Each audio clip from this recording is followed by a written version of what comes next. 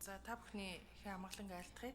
За манай Монгол орн бол одоо дэлхийн дулаалд хамгийн их өртсөн эмзэг байгаль цаг ууртаа тэгээ энэ нөлөөллийн улмаас одоо бэлчээрд оройтсон ургамлын болон амьтны одоо нөөцөд нэлээд өөрчлөлт орж байгаа ийм улс орны нэг байгаа. Тэгэхээр одоо энэ цаг уурын өөрчлөлттэй холбоотойгоор ургамлын аймаг бол бас нэлээд өөрчлөгдөж байгаа. Бас тэрнээс улбаалаад амьтны аймагт бол бас их өөрчлөлтүүд гарч зарим одоо аймагуудын нөхцөлд бол нөгөө нэн ховор болон ховордсон унган ургамал бас амьтны тоонд бол нэлээд өөрчлөлтүүд гарч байгаа гэж ойлгож байгаа. Тэгэхээр мэдээж өнөөдөр бид нар энэ амьтны тухай хуульд өөрчлөлт оруулахдаа өнөөгийн нөхцөл байдал, малчдын нөхцөл байдал тохирсон байдлаар шийдвэрлэх нь бол зүйтэй. Гэхдээ нөхцөл байдал аймаг болгонд бол ондоо байгаа. Бэлчээрийн даацаас ондоо байгаа.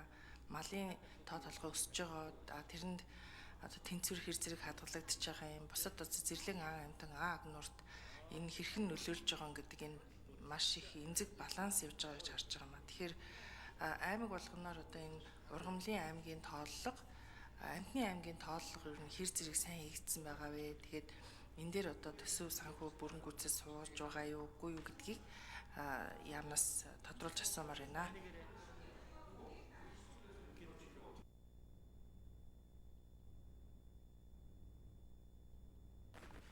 За асуултанд хариулъя. Ажлын хэсгийн 9-р микрофон.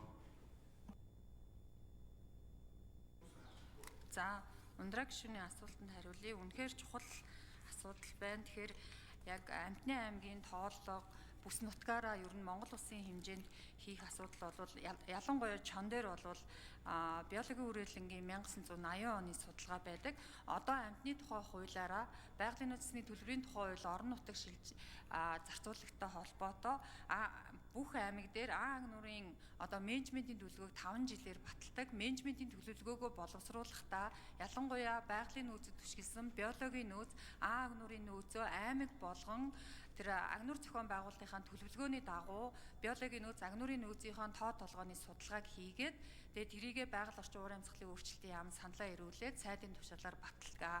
За өнөөдрийн байдлаар бол яг саарл чонын судалгааг хийсэн аймагуудын дүнгээр бол 2021-с 25 онд Арангай, Булган, Говь Сүмбэр, Говь Алтай, Дундгов, Дархан ингээд нийт 13 аймаг бол хийсэн байдаг.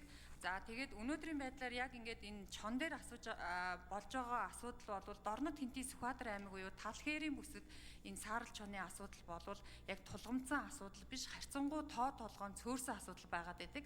Бүс нутгийн онцлогоос шалтгаалаад хангаан бүс дээр бол бас яах аргагүй энэ нь одоо малчин, зэрлэг амьтан, ганцхан чон гэлтгүй бусад зэрлэг амьтны ч гэсэн энэ популяцийн ареал бүс нутгийн одоо тэмцлийн асуудал яах аргагүй энэ тулгамдсан асуудал болоод байгаа. Тэгээ энэ зохицуултыг бол бас тухайлсан хуулиар нь буюу байгаль орчин төрийн захиргааны төв байгууллагын эрхэлсэн асуудлын хүрээнд тухайн орон нутаг бас энэ зохицуултаа хийгээд явуулах боломжтой байгаа.